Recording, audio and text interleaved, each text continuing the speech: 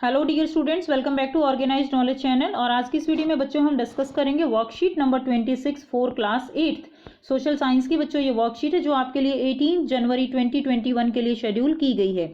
आज की वर्कशीट में हम social and political life chapter 8 इसको करेंगे कन्फ्रंटिंग मार्जिनलाइजेशन। हमने पढ़ा था कि जो मार्जिनलाइजेशन है उस तरह किस तरह से लोग जो है अपने आप को दूसरों से कटा हुआ महसूस करते हैं, फिर चाहे उसमें हम मुस्लिम की बात करें या आदिवासी की बात करें।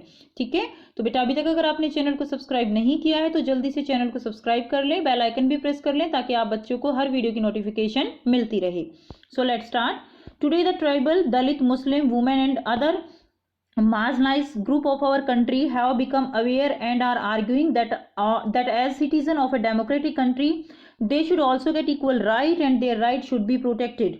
अब देखिए जो ट्राइबल हैं, आदिवासी हैं, दलित हैं, मुस्लिम हैं, वुमेन हैं, ये सब जो है मार्जिनलाइज ग्रुप हैं हमारी कंट्री के, लेकिन अब ये लोग अवेयर हो चुके हैं। ठीक है, और as a citizen of democratic country उनको भी इक्वल राइट मिलने चाहिए, उनके राइट जो है उनको भी प्रोटेक्शन मिलनी चाहिए। ठीक है, even many of them have used the fundamental right by restoring to the constitution to address their concern। और वो अपनी जो प्रॉब्लम्स हैं, अपना जो राइट है उसके लिए वो अपने फंडामेंटल राइट्स उनका यूज कर सकते हैं। Use of fundamental right as far as marginalised people are concern they have used these right in two ways. अगर हम फंडामेंटल राइट की बात करें तो वो दो तरह से वो लोग अपने जो राइट्स हैं उनको यूज कर सकते हैं। फर्स्ट क्या है, by emphasizing their fundamental right they have forced the government to pay attention to the injustice done to them। पहला पॉइंट तो ये है कि वो जो है गवर्नमेंट के ऊपर एक तरह से गवर्नमेंट को फोर्स करे कि उनके साथ अटेंशन पे करे गवर्नमेंट की, उनके साथ जो है जो इनजस्टिस हो रहा है उसको ना होने दे। दूसरा क्या है, they have pressed for the government to implement these laws earlier। और गवर्नमेंट के ऊपर जो है प्रेशर अप्लाई किया जा सकता है कि वो जो लॉज बनाए गए हैं उनको जल्दी से जल्दी इम्प्लीमेंट करे। Many times due to the crisis of marginalise section the government has to make laws in accordance with the spirit of fundamental rights. और इसी के चलते गवर्नमेंट को कई बार जो है फंडामेंटल राइट्स के स्पिरिट को देखते हुए, ठीक है, इस तरह के लॉज जो हैं उनको लागू भी करना पड़ा है। Article 15 of the constitution, constitution का आर्टिकल 15 क्या कहता है? It states that no citizen of India shall be discriminated on the basis of religion, race, caste, sex और प्लेस ऑफ बर्थ। आर्टिकल 15 कहता है कि जो सिटीजन इंडिया का किसी भी सिटीजन के साथ किसी भी तरह का डिस्क्रिमिनेशन नहीं होगा, कोई भी भेदभाव नहीं होगा, चाहे उसके रिलीजन के बेस पे हो, कास्ट के बेस पे हो, सेक्स या प्लेस ऑफ बर्थ के बेस पे हो, किसी भी सिटीजन के साथ कोई भी डिस्क्रिमिनेशन नहीं होगा। In case of violation of right of equality, Dalit can resort to the this provision। ठीक है, अगर ऐसा होता है तो जो भी अगर इक्वलिटी का राइट उसको वायलेट कोई भी करता है तो जो दलित हैं वो जो है एक तरह से कोर्ट जा सकते हैं। According to article 17 of the constitution, article 17 क्या कहता है? अनटचेबिलिटी और अनटचेबिलिटी हैज़ बीन इरेडिकेटेड।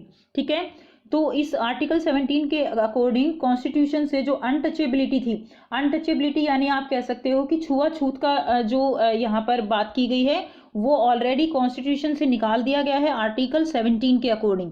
ठीक है, this means that no one can stop Dalit from studying, visiting temple and using public facilities. कि इसके अकॉर्डिंग क्या कहा गया है कि कोई भी जो है दलित लोग जो हैं वो कहीं पर भी जा सकते हैं, कहीं पर भी पढ़ सकते हैं और कोई भी पब्लिक फैसिलिटीज़ का यूज़ कर सकते हैं। Hence untouchability is now a punishable offence. और अब ये जो अनटचेबिलिटी है, अगर इसके अकॉर्डिंग कोई भी व्यक्ति किसी को ह्यूमिलेट करता है तो वो एक बहुत ऑफेंस होगा, एक जो है क्राइम होगा। ठीक है, जिसके लिए उसको पनिशमेंट मिल सकती है।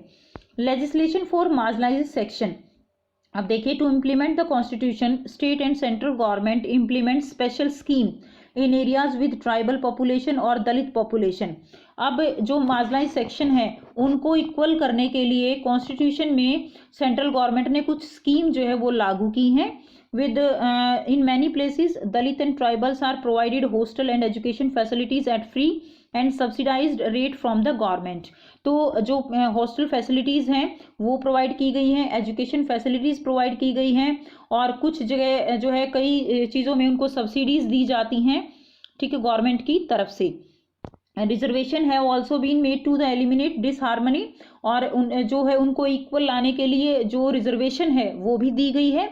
With this seats are reserve for Dalit, और दलित हैं उनके लिए जो सीट हैं वो रिजर्व कर दी गई है, कुछ परसेंटेज कोटा उनके लिए रखा गया है।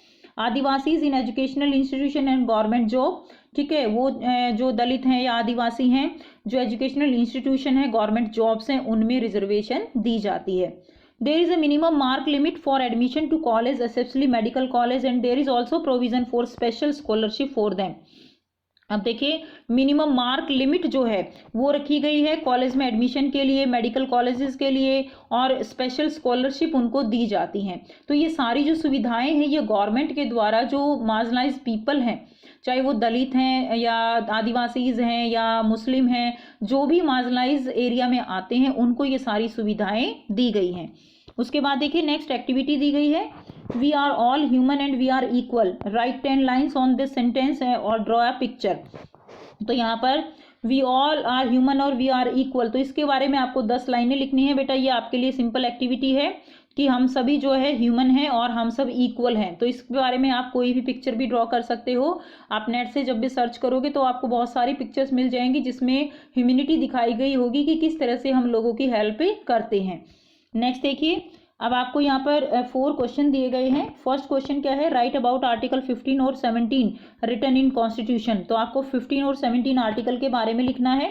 तो ये है आर्टिकल 15, तो आप आर्टिकल 15 जो है यहाँ से यहाँ तक लिखेंगे, और article 17 according to article 17 untouchability is eradicated, ठीक है। तो यहाँ से यहाँ तक आप इसको लिख देंगे, केवल इसके बारे में लिखना है, तो ये इतना सफिशियंट है। तो ये आपका क्वेश्चन नंबर 1 का आंसर हो जाएगा। नेक्स्ट देखिए क्वेश्चन नंबर 2 है, how can marginalise people protect their right. तो मार्जिनलाइज पीपल अपने राइट को प्रोटेक्ट कैसे कर सकते हैं। वो अपने फंडामेंटल राइट्स का यूज़ जो है वो जो है कर सकते हैं लोग, ठीक है। फंडामेंटल राइट का यूज़ कर सकते हैं, and also they can go to court में भी जा सकते हैं। सो आप लिख देंगे दे कैन, उसके बाद यहाँ से लिख देंगे they can use the fundamental rights by restoring to the constitution to address their concern, ठीक है। तो वो जो है अपने फंडामेंटल राइट्स का यूज कर सकते हैं। ये आपका क्वेश्चन नंबर 2 का आंसर हो जाएगा।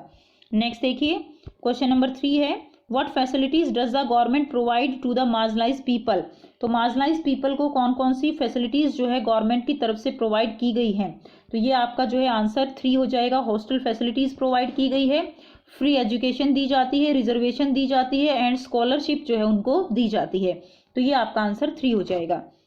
नेक्स्ट देखिए क्वेश्चन नंबर 4 क्या है, what do you think are the measures to end poverty. Poverty को एंड करने के लिए कौन कौन से मेजर हो सकते हैं। फर्स्ट आप लिखेंगे एजुकेशन, सेकंड आप लिखेंगे स्मॉल फैमिली, थर्ड लिखेंगे जॉब, एंड फोर्थ लिखेंगे स्मॉल बिजनेस, ठीक है। तो जो है स्मॉल जिनको हम कह सकते हैं कि जो छोटे छोटे बिजनेस होते हैं उनको करके हम पॉवर्टी जो है उसका एंड कर सकते हैं। जॉब में अपॉर्चुनिटी मिलनी चाहिए, स्मॉल फैमिली हो, अगर एजुकेशन हो, तो ये सारे रीज़न हो सकते हैं जिनसे हम पॉवर्टी यानी गरीबी का अंत कर सकते हैं। तो ये थे बच्चों आपके आज के एसएसटी की वर्कशीट। आई होप बेटा आपको वर्कशीट क्लियर है। कोई भी डाउट है आप कमेंट सेक्शन में कमेंट करके पूछ सकते हो। अगर वीडियो अच्छी लगी तो लाइक शेयर जरूर कर दीजिए, चैनल को सब्सक्राइब कर लीजिए, and thanks for watching, have a nice day.